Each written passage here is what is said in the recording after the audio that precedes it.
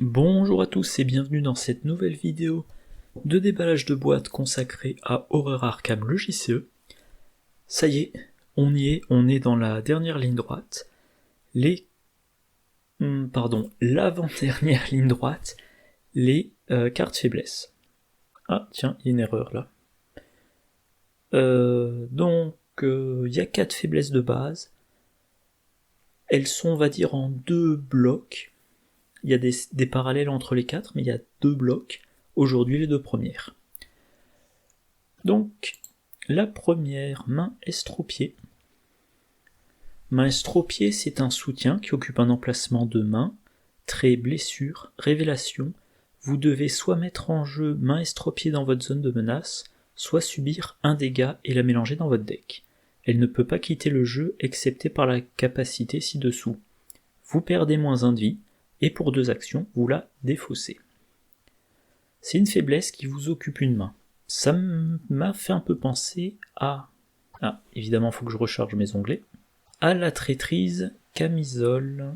Voilà. La camisole, c'est dans le cycle de Carcosa. Ah oui, spoiler au passage. Voilà, c'est une traîtrise, vous la piochez. Immédiatement, vous renvoyez dans votre main chaque soutien qui occupe un emplacement de corps et ou de main. Et tant que ça c'est en jeu, en tant que soutien... Voilà, c'est ça. En fait, cette traîtrise-là occupe un emplacement de corps et 2 emplacements de main. Voilà. Bon, ben là maintenant, on a une faiblesse de base qui occupe un emplacement de main. Alors, quand vous la révélez, 2 possibilités, soit subir le dégât, soit la mettre en jeu. Si vous subissez le dégât, ben vous prenez un dégât, elle est remélangée dans votre deck, vous n'y pensez plus pendant un certain temps. Mais vous pouvez la repiocher plus tard, puis la re-repiocher, la re-repiocher, et les dégâts s'accumulent. Par contre, si vous êtes un survivant, avec un peu de chance, vous avez dans votre deck Jessica Hyde, qui à la fin de vos tours se soigne d'un dégât. Donc si vous avez Jessica Hyde en jeu, la main estropiée, vous pouvez vous dire « je m'en fous ». Pendant ma phase d'entretien, je la révèle, je prends le dégât, je le mets sur Jessica Hyde, fin de mon prochain tour, je soigne ce dégât, et potentiellement, même si chaque round je pioche main estropiée, je m'en fous complètement parce que Jessica Hyde absorbe tout. Voilà. Ça c'est l'exception. Alors le problème maintenant, c'est que si vous choisissez de le mettre en jeu pour pas subir tous les dégâts, et ben maintenant ça occupe un emplacement de main. Et dans les emplacements de main, il y a plein de cartes. Ça c'est emplacement une main, et ça c'est l'emplacement 2 mains. Bon, je vais pas tout passer en revue. Je suis en train de réfléchir. Alors, dans quelle ordre je fais? Bon. Les cartes les plus précieuses dans les emplacements de main, on peut citer bien sûr le lance-flamme. C'est une carte de niveau 5 qui coûte 6 XP si vous jouez avec la liste des tabous. Potentiellement on n'en met qu'un exemplaire dans son deck, et quand on se retrouve obligé de le défausser, eh ben on n'est pas content. Voilà. Mais il y a certains investigateurs qui ont des cartes signatures qui occupent un emplacement de main. Roland, il a son pistolet qui lui permet quand même de combattre à force +3, s'il y a un indice dans son lieu, très bon. Jenny Barnes, elle a ses pistolets doubles qui prennent ses 2 mains. Jim Culver, il a sa trompette qui est quand même assez pratique pour le soin d'horreur. Finn Edwards, il a son pistolet. Alors ça dépendra quel style de deck vous jouez. Joe Diamond, il a ses pistolets doubles, et en plus de ça, les pistolets doubles, qui donc occupent les 2 emplacements de main, que je dise pas de bêtises, font que jusqu'à 2 soutiens outils qu'on contrôle ne prennent pas d'emplacement de main. Donc si, en posant la faiblesse en jeu, Joe Diamond... Alors, je m'embrouille un peu. Joe Diamond de base, comme tout le monde, il n'a que 2 emplacements de main. Mais potentiellement, comme il a les Colts en jeu, ça lui fournit des emplacements de main pour 2 autres outils. Et quand il pioche la faiblesse, il doit défausser les Colts et défausser les autres outils. Donc potentiellement, il va simultanément défausser son arme et, je sais pas, par exemple, ses 2 loupes, ce qui le handicape beaucoup. Lyanna Stanley, elle a sa lame du crépuscule. Tony Muldoon, il a son fusil, qui prend 2 emplacements de main. Tony Morgan, il a les 2 exemplaires de son Colt, donc un total de 2 mains occupées, potentiellement. Silas Marsh, le harpon et le filet. Daniela Reyes, elle a la clé plate, qui fait attaquer les ennemis, ce qui est quand même la base de sa mécanique de jeu. Nathaniel Cho, alors il n'a pas de carte signature, mais moi personnellement je joue Nathaniel Cho, je me pose pas de questions. Première chose que je fais, je mets dans son deck les gants de boxe. Voilà. Pour moi c'est quasiment une carte signature. Et voilà, donc voilà, il y a tout ça. Et en plus, je me faisais la réflexion avant de lancer la vidéo, si vous jouez un investigateur spécialisé qui occupe ses emplacements de main, par exemple un combattant, si vous êtes donc spécialisé parce que vous êtes dans un groupe de 2, 3, 4, il y a quand même des chances pour que vous ayez 2 équipements, donc là 2 armes par exemple, un 45 automatique dans une main, une machette dans l'autre. Vous êtes obligé de défausser une de ces 2 solutions de combat, il vous reste la deuxième. Pareil pour un enquêteur, un kit à empreinte digitale dans une main, une lampe torche dans l'autre. Si vous devez défausser un des 2, vous avez le deuxième. Par contre, en solo, il est possible que vous ayez dans une main la solution d'enquête et dans l'autre main la solution de combat, et si vous piochez la faiblesse et que vous la mettez en jeu, vous devez choisir si pendant un certain temps vous allez être incapable de combattre efficacement ou incapable d'enquêter efficacement. Donc ça me semble beaucoup plus handicapant en solo. En solo, on va être plus tenté, je pense, si on utilise beaucoup ses emplacements de main, de choisir de prendre le dégât et de remélanger la carte dans son deck. Bon, mais les emplacements de main, il y a des cartes qui en donnent, ou qui les remplacent, ou bon. Le vieux classique des gardiens, la bandoulière, niveau 0 ou niveau 2, vous avez un emplacement de main supplémentaire qui ne peut être utilisé que pour contenir un soutien arme. Si vous avez main estropiée dans votre deck, vous pouvez vous dire, prochaine fois que j'ai l'occasion d'acheter des cartes, donc a priori fin du premier scénario, je rentre la bandoulière. Dès que je l'ai, je la joue. Comme ça, en jeu, j'ai la bandoulière et j'ai, machette et 45 automatique, je pioche ma faiblesse, je la mets en jeu. Ça occupe un de mes 2 emplacements de main. Le deuxième emplacement de main est occupé par une arme, la bandoulière fournit celui occupé par la deuxième arme. En plus, la bandoulière vous fournit la capacité d'encaisser un dégât, ce qui compense le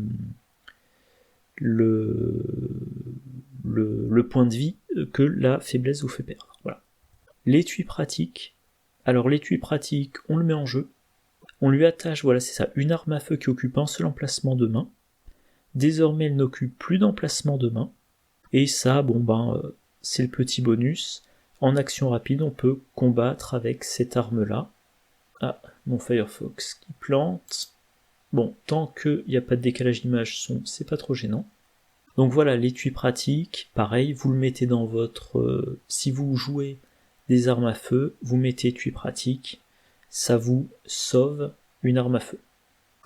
Bricolage, on l'attache à un soutien outil, il occupe un emplacement de main ou d'accessoires, mais là en l'occurrence de main, de moins.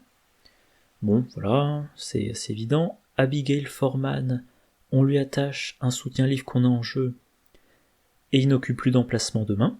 Donc si vous avez plusieurs livres, vous pouvez avoir votre faiblesse et les 2 livres, voilà, grâce à Abigail Foreman.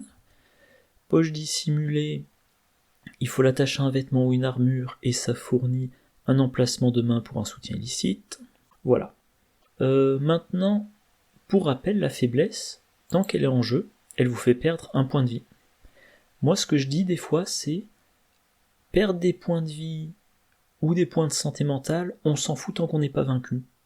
Le problème, c'est qu'à un moment donné, potentiellement, il y a le dégât ou l'horreur qui va vous vaincre. Donc perdre en permanence un point de vie en moins, ça va être assez, assez dangereux pour Certains investigateurs, voilà, arbitrairement, j'ai regardé la liste de tous les investigateurs qui ont moins de 5 points de vie. Alors ça devrait plutôt être là. Alors, oula, qu'est-ce qu'il m'a foutu? Alors, dans toute cette liste, pourquoi je les ai pas tous notés? Bizarre. Bon, alors comme vous le voyez, mon ordi pédale dans la semoule. Donc Sœur Marie, elle a que 5 points de vie, et elle a rien de particulier pourtant que je me souvienne pour compenser. Ah si, elle a son ange gardien. Ok. Daisy Walker, elle n'a que 5, mais en tant que chercheur, potentiellement elle peut mettre des alliés pas chers pour encaisser les premiers dégâts pour elle. Hank Samson, alors lui c'est compliqué, il faudra aller voir la vidéo consacrée à son deck, ou la vidéo consacrée à l'investigateur, parce que il a peu de points de vie, mais il a une deuxième forme, mais sous sa deuxième forme il peut pas être soigné, bon. Séphina Rousseau, 5 points de vie, pour qu'elle encaisse, il faudra utiliser la combo Lonnie Ritter plus la veste en cuir, je crois que ça s'appelle. Amina Zidane comme ça de tête, bon, je vois pas de carte qui compense. Même remarque pour Gloria, quand elle voudra bien s'afficher. Voilà. Luke Robinson, lui, il a accès aux alliés chercheurs jusqu'au niveau 2 pour encaisser à sa place. Agnès Parallèle... Ah non, pardon. Ah oui, Agnès Parallèle a beaucoup de points de vie, mais elle est incitée à s'infliger des dégâts pour faire de la récursion de sorts, d'événements sorts.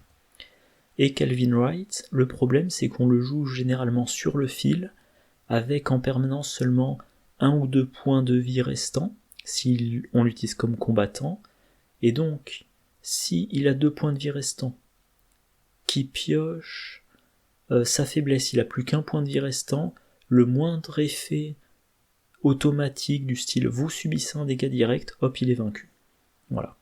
Même si bon, il a jusqu'à la fin des temps pour compenser un peu.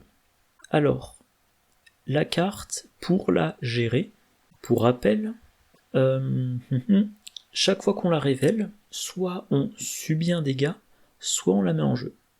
Alors subir le dégât, à la longue ça vous use, mais en solo, peut-être que vous dites je suis en solo donc je fonce, la partie je la fais pas durer, je veux pas perdre mon outil d'enquête ou de combat, donc chaque fois que je la pioche, je subis le dégât et j'espère que la partie sera pas assez longue pour que je la pioche une deuxième fois.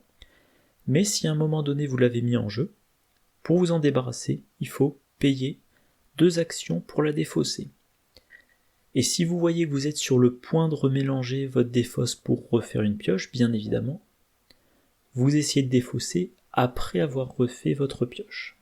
Et une fois que c'est en jeu, il faut payer 2 actions, et pour rappel, 2 actions pour se débarrasser d'une faiblesse, c'est un truc qui arrivait plus d'une fois au début du jeu.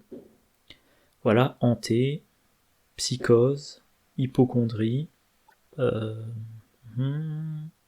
oui, ça c'est les... Tiens, pourquoi il me le met...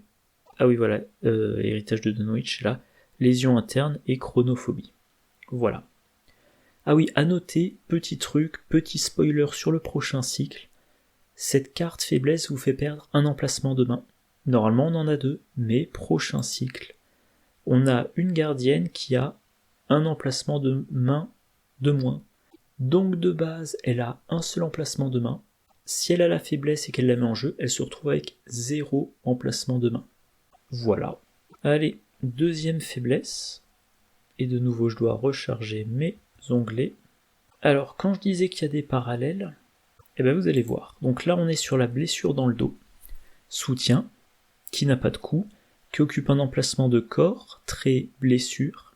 Révélation, vous devez soit mettre en jeu blessure dans le dos dans votre zone de menace, soit subir un dégât et la mélanger dans votre deck.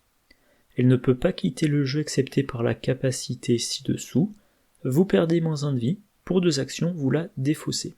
Donc, même chose que main estropiée, sauf que là c'est un emplacement de corps. Donc, Jessica Hyde pour encaisser éternellement les dégâts, si vous voulez jamais la mettre en jeu.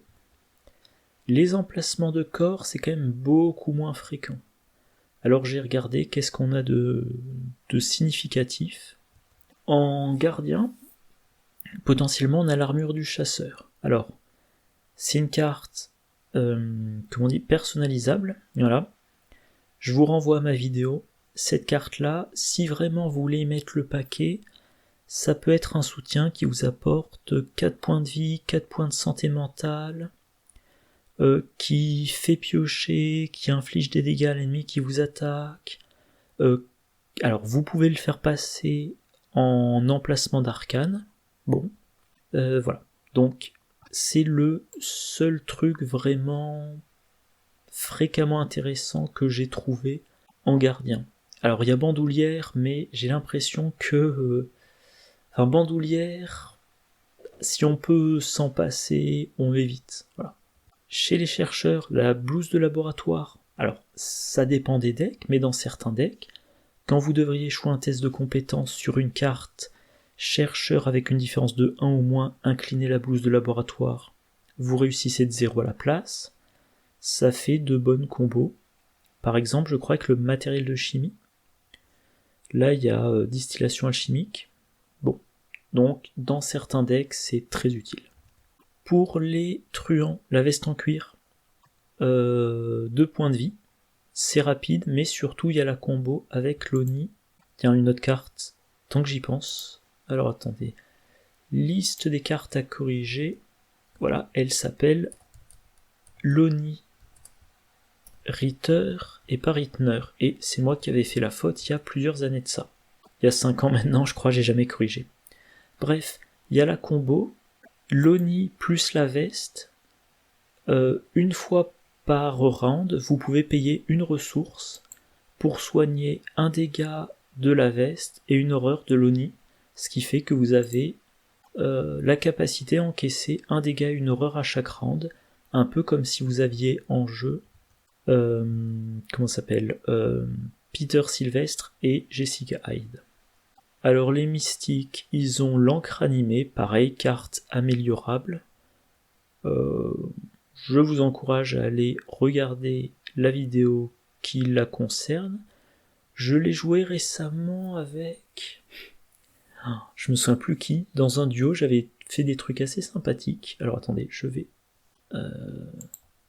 essayer de retrouver ça rapidement. Voilà, c'est ça, c'était avec Diana Stanley. Alors, le miroir astral, notamment dans des decks... la bibliothécaire. Ça m'agace d'oublier. La bibliothécaire... Daisy Walker. Robe de la nuit éternelle, ça peut encaisser un dégât, ça réduit le coût des cartes sorts et ça évite les attaques d'opportunité quand on les joue. Voilà. Comme pour la carte précédente, ça va être particulièrement gênant pour les investigateurs qui ont peu de points de vie. Même remarque que tout à l'heure. Voilà. Voilà, même remarque tout à l'heure sur le coup pour s'en débarrasser. Mais on note quand même que c'est beaucoup moins gênant d'avoir une faiblesse qui occupe l'emplacement de corps que l'emplacement de main. Et du coup, la conclusion de ces deux cartes, si vous arrivez près de la fin de la partie et que vous n'êtes pas trop blessé, éventuellement vous acceptez le dégât. Alors, plutôt on va commencer autrement. Si mettre la carte en jeu ne vous fait défausser aucune carte, vous pouvez la mettre en jeu, vous défaussez rien. Vous avez un point de vie de moins, mais sinon il fallait prendre un dégât. Ok.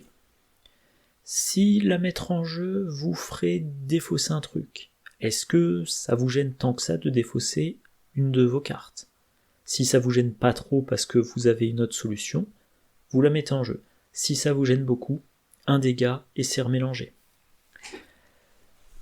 Si vous remélangez, ça peut ressortir. Et est-ce que vous êtes près de la fin de la partie? Si vous êtes près de la fin de la partie, il y a peu de risques. Si vous êtes en début de partie, les risques sont plus importants. Est-ce que dans votre deck, il y a beaucoup d'alliés? S'il y a beaucoup d'alliés, ils encaisseront pour vous. Ou alors vous les sacrifierez. Si il il y a peu d'alliés, ça sera tout pour votre pomme. Voilà. C'est tout pour cette vidéo. Prochaine vidéo, on aura 2 cartes qui occupent d'autres emplacements et qui font perdre de la santé mentale. Voilà, allez, c'est tout pour cette vidéo. Moi je vous souhaite une bonne journée, une bonne soirée, de bonnes parties, et je vous dis à la prochaine. Au revoir.